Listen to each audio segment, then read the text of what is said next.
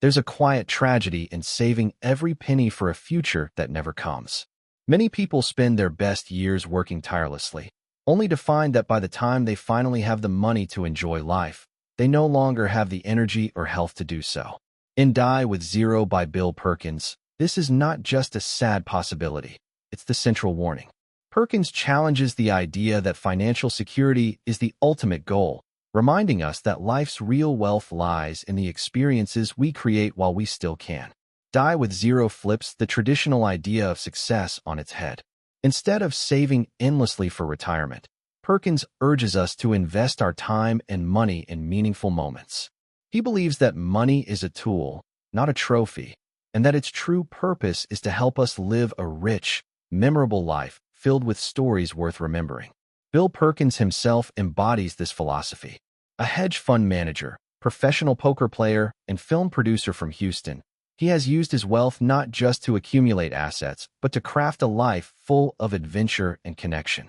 His turning point came early, when his boss once told him, "Go spend that money. You'll make more later." That advice sparked the mindset that shaped his book. This isn't a call to be careless or impulsive. It's a guide to living intentionally, using time, money, and health in a way that brings balance and fulfillment before the clock runs out. Building on that idea of living intentionally, the author believes that most people have been taught to do the exact opposite. Society tells us to work hard, save diligently, and delay enjoyment until later. But later often never comes. The tragedy, the author explains, is that many die with unspent money and unfulfilled dreams, a sign that they've traded their best years for numbers on a bank statement. The real waste isn't losing money. It's wasting the precious life energy that money represents. The goal, then, isn't to die rich, but to live rich, with experiences that actually make life meaningful. At the heart of this idea is time. Money can come and go, but time moves only in one direction. Every extra year spent chasing one more promotion or waiting for the right moment to travel or reconnect with someone means losing a year of your prime life. As the author said, we can never recapture time that's gone. You can't deposit youth or vitality into a savings account. Those moments, once missed, are gone forever. The author wants readers to feel the weight of this truth. Life doesn't pause while we plan. It keeps moving, whether we use it wisely or not. That's why he says the biggest risk in life isn't financial, it's emotional. The real danger isn't going broke, it's looking back with regret. The author challenges readers to imagine being 80 years old, reflecting on a lifetime of caution and restraint, and realizing the what-ifs outnumber the memories. People often fear running out of money more than running out of life, but the author flips that fear on its head. What if the true bankruptcy is emotional, not financial? He reminds us that every dollar we earn represents hours, even days, of our life. It's not just currency, it's life energy. When we hoard money without purpose, we're essentially hoarding the time we spend earning it. The author thinks it's wiser to spend that energy intentionally, to turn those hours into memories that enrich us long after the money is gone. A lavish vacation, a quiet dinner with loved ones, a spontaneous trip. These aren't expenses, but investments in a fuller life. To drive the point home, the author describes money as a tool for building a portfolio, not of assets, but of experiences. The business of life, he writes, is the acquisition of memories. Just like an investor diversifies to reduce risk, a fulfilled life is built by diversifying experiences, some thrilling, some peaceful, all meaningful. These memories, unlike material possessions, appreciate over time. They grow more valuable as we age, becoming stories we tell and moments we relive in our minds. The author also highlights the concept of smart risk. Many people are so afraid of losing money that they miss opportunities to gain joy.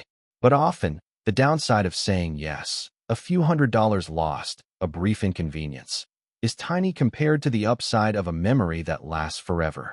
The author encourages readers to say yes more often when the potential return is happiness. After all, you can always make more money, but you can never rewind time. Modern research supports this way of thinking. Studies show that people who spend on experiences, like trips, concerts, or learning new skills, report greater and longer-lasting happiness than those who buy material goods. Even spending money to save time, such as hiring help for chores, improves overall life satisfaction. Experiences create stories that connect us to others and strengthen our identity. Possessions fade into the background, but memories shape who we are. The author's core message is simple but radical. Money's highest purpose is not safety or status, but meaning. It's meant to fund a life rich in memories, not just rich in numbers. The first step toward this is shifting our mindset from saving for someday to living for today in a thoughtful, balanced way. The next part explores how to plan those experiences intentionally so we can build a life portfolio that truly pays emotional dividends. Building on the idea that money should serve life, not the other way around, the author believes the key to living fully is planning experiences deliberately. It's not enough to hope meaningful moments will happen someday. They need to be scheduled and prioritized, just like financial goals. The author suggests dividing life into experience buckets, each tied to a specific stage of life. Your 20s, he says, are for adventure and experimentation. Your 30s focus more on building your career, your relationships, your identity. Your 40s often center on family and stability. Each stage brings unique opportunities that won't return once that version of you is gone. By planning ahead, you ensure every phase has its share of memories before time quietly closes those doors. To make this more vivid, the author describes what he calls mini-life deaths. The teenager in you dies. The college student in you dies. The young parent in you eventually fades too. Each identity, each phase of life, ends permanently. Waiting for retirement to do everything you've dreamed of is like expecting to relive a chapter that's already ended. The message is simple but sobering. Don't save your youthful dreams for old age, because by then, the version of you who wanted those things might no longer exist. It's a reminder that time changes not just our circumstances, but our desires and capabilities as well. To visualize this, the author introduces the concept of the experience curve. Imagine plotting your life as a graph where the horizontal axis is age and the vertical axis is joy. Too many people aim for one massive spike of enjoyment after decades of saving, a long, flat line followed by a short burst at the end. The author thinks that's a mistake. A meaningful life should have recurring peaks, not one final crescendo. By spreading out experiences across your lifespan, you ensure that every decade feels alive, not just the final one. Alongside the experience curve comes another important chart, the net worth curve. Instead of constantly growing your wealth, the author believes it should peak around midlife, roughly age 55. After that, the curve should gradually decline as you spend your money on experiences that matter most. This isn't financial recklessness, it's strategy. Money should support life at its fullest when you're healthy enough to enjoy it. Aiming to die with zero doesn't mean leaving nothing behind. It means leaving behind a life fully lived. One of the author's cleverest ideas is what he calls the personal interest rate. It's the rate at which time makes experiences more or less valuable. He invites readers to ask themselves, would you rather take one trip now or 2 trips 10 years from now? The logical answer might be to wait, since your money could grow. But emotionally, the author argues, time compounds faster than money ever could. The memories from a trip taken now will start paying joy immediately and continue doing so for years. Waiting might give you more funds, but fewer healthy, energetic years to spend them. This connects directly to another key concept, memory dividends. Just as financial investments yield returns over time, life experiences pay emotional interest. Each trip, adventure, or meaningful project keeps giving back through recollection. Every time you remember that sunset in another country or that dinner with old friends, you relive part of the happiness. The author sees this as one of the greatest forms of compounding in life. The earlier you start investing in experiences, the longer you'll enjoy their dividends. Importantly, the author isn't against saving. He's against imbalance. He believes in financial security, but argues that we should treat enjoyment with the same seriousness as retirement planning. Setting aside part of every paycheck for living now, a kind of experience fund, helps you avoid the trap of endless delay. It's a way to practice mindful spending, ensuring that your money flows toward what truly enriches your life instead of disappearing into abstract savings goals. The author closes this idea with a challenge. Make your own decade-based bucket list. Write down 3 experiences you'll complete in the next 5 years, big or small, as long as they matter to you. It could be learning a new skill, taking your parents on a trip, or running a marathon while you still can. The act of planning transforms vague dreams into tangible commitments. Life, after all, doesn't reward those who wait. It rewards those who plan to live before it's too late. Beyond theory, the author's ideas come alive through real experiences, his own and others. He doesn't just talk about living fully. He's made it his daily practice. Known for his bold lifestyle, he spends his days sailing across oceans, producing films, and cherishing time with family and friends. Each adventure, each shared meal, each spontaneous decision reflects a belief that money is a tool for living, not a trophy to be stored away. To him, the ultimate success isn't the size of your bank account, but the richness of your memories. That mindset traces back to a single moment early in his career. When he proudly told his boss he had saved $1,000, the response was sharp and surprising. "Spend it. You'll earn more." At first, it sounded irresponsible. But over time, he realized what his boss meant. Life has seasons, and some opportunities never return. Saving is wise, but saving without living is like collecting tickets to a show that's already ended. That lesson became the seed for his philosophy, to spend intentionally while you're healthy enough to enjoy it. He also shares stories from others who embody this approach. Take his friend Jason. In his 20s, Jason was broke but adventurous. Instead of waiting for stability, he packed a backpack and traveled through Europe, sleeping in hostels, eating street food, and soaking in experiences that money couldn't buy. Decades later, those moments still bring him joy, what the author calls memory dividends. They're emotional returns on investment that keep paying long after the trip ends. Those memories, not his bank balance, became the real wealth of his life. Contrast that with Mary's story. She spent her whole life saying, "We'll travel when the kids are grown." She worked hard, saved well, and planned to finally explore the world at 70. But by then, her health had faded. The trips never happened, and the regret weighed heavier than any expense would have. Her story reflects a quiet truth. The biggest cost isn't money spent, but time lost. Waiting too long turns dreams into what-ifs, and no amount of savings can buy back vitality. The author also challenges how we think about giving. Most people plan to leave money behind for their children, a cold hand, gift after death. He suggests doing the opposite, a warm hand, gift while you're still here. Giving now, whether it's financial help or shared experiences, allows you to see the joy your generosity creates. Imagine taking your parents on a dream trip instead of saving for their inheritance, or funding your child's passion project and watching it flourish. These moments deepen bonds and create memories for both sides, something no one can replicate. All these stories point to the same message. The goal isn't to die with the most money, but to live with the least regret. Every dollar has a purpose, and every year has its window of opportunity. When we spend our resources in sync with our stage of life, we not only enrich our own journey, but also those of the people we love. Each of these examples shows that this philosophy isn't abstract, it's deeply human. It's about real people who either embraced the moment or postponed it too long. Together, their stories remind us that true wealth is measured not by what we keep, but by what we live. Building on those stories, the author reminds us that money only matters if we're healthy enough to use it. Health isn't just one form of wealth, it's the foundation of all the others.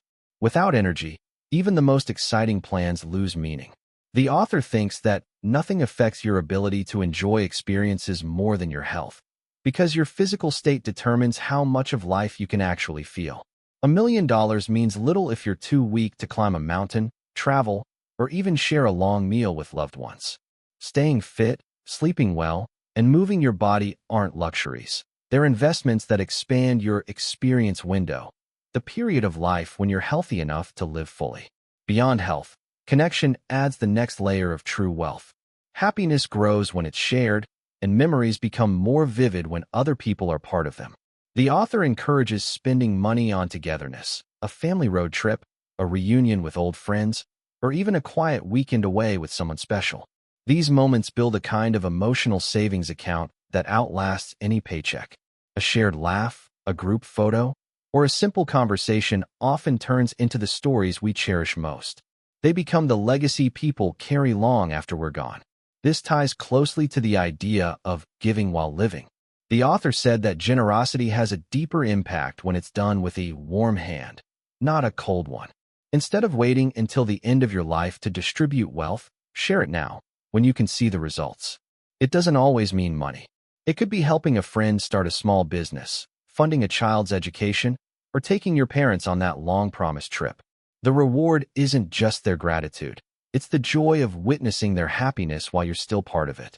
The experience becomes a bond, a shared chapter in both your lives that no inheritance could ever replace.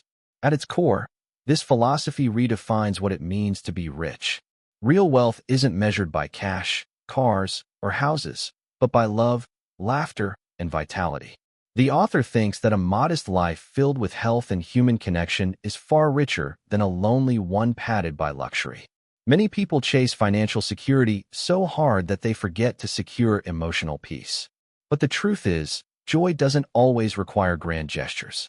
It's in the small, consistent moments, a walk in the morning sun, cooking with your partner, or watching your kids grow.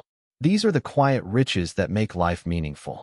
Of course, the author isn't asking anyone to quit their job or throw financial caution away.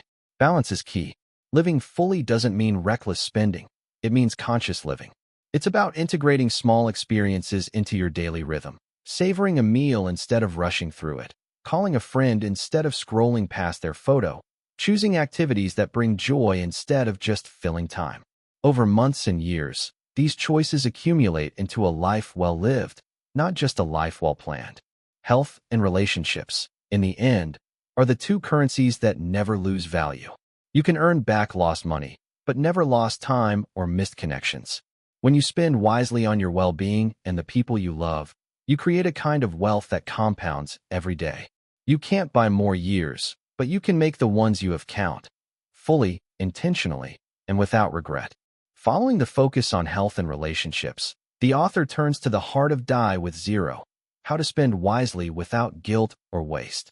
The message isn't about indulgence, it's about alignment. The author thinks that every dollar should move you closer to the life you actually want, not just a future version you may never reach. That means being intentional with money instead of letting fear or habit dictate your choices. Saving remains important, but only when balanced with living. Hoarding wealth, just in case, often means trading today's joy for a future that may never come. The author often points out that oversaving is one of the most overlooked mistakes people make. Many retirees end up with more money than they could ever spend, not because they planned perfectly, but because they were too cautious to enjoy it. Studies show that people entering retirement often spend far less than they could, simply out of habit.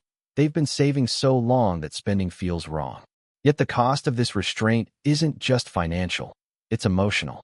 The best years for travel, adventure, or trying new things often pass while we're still waiting for the right time. The author thinks that's how too many people end up dying with far too much left unspent and unlived. One of the most practical ideas in the book is to use money to buy time. The author said that wealth's greatest power isn't accumulation, it's freedom. Paying for convenience, like hiring someone to clean your home, getting groceries delivered, or taking a faster flight, can give you back hours that matter more than the dollars saved. Those reclaimed moments can go toward your passions, your relationships, or simply rest. Time, once gone, can't be replaced, and using money to create more of it is one of the smartest investments you can make. To make this philosophy work in daily life, the author encourages setting up what he calls an experience fund. Instead of treating experiences as random splurges, treat them like financial goals. Allocate money each month for travel, hobbies, or special moments with family. Planning this way removes guilt and makes enjoyment part of your budget, not an exception to it. When you set aside money for joy, you turn your experiences into something intentional, not impulsive.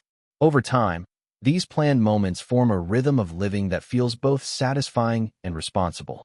Mindful spending also means knowing where to be generous and where to be frugal. The author thinks it's wise to save on what doesn't matter and spend freely on what does. That could mean skipping expensive gadgets but paying for a course that excites you, or cutting down on status purchases while investing in your health. It's a shift from chasing possessions to curating experiences. The author often repeats that money is a tool, not a scorecard. Its real purpose is to make life richer in meaning, not just in numbers. To bring this mindset into action, the author suggests something simple. Tonight, write down 3 experiences or goals you've been postponing. Maybe it's a short trip, a new hobby, or reconnecting with an old friend. Then, choose one and make a small step toward it this month. It doesn't have to be dramatic or expensive, it just has to happen. The author believes that every fulfilled plan, no matter how small, is a step toward a life that feels whole. Smart spending isn't about limits. It's about liberation, using what you have now to live fully while you still can. After exploring the author's philosophy, it becomes clear that Die with Zero isn't just a book about money.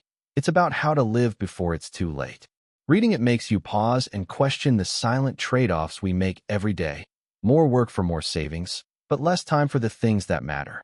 The author thinks that too many people confuse security with purpose, and in doing so, they miss the very experiences that make life worth living. The book invites us to rethink what it means to live well, not someday, but right now. The heart of this message is simple yet profound. The goal isn't to die broke, but to die fulfilled. True wealth lies in a life that feels complete, one filled with memories, love, and meaning. As the author said, the richest person isn't the one with the most money, but the one with the fullest heart. That line captures the spirit of everything this philosophy stands for. Intentional living guided by joy, not fear. Life's unpredictability is what makes this message so urgent. Waiting for the right time assumes we have endless tomorrows, but we don't. The author reminds us that postponing joy is the surest way to lose it. So maybe the real question isn't how much we've saved, but how much we've lived. Choose one thing you've been delaying and do it. Because the legacy worth leaving isn't measured in dollars, but in the stories that will be told long after you're gone.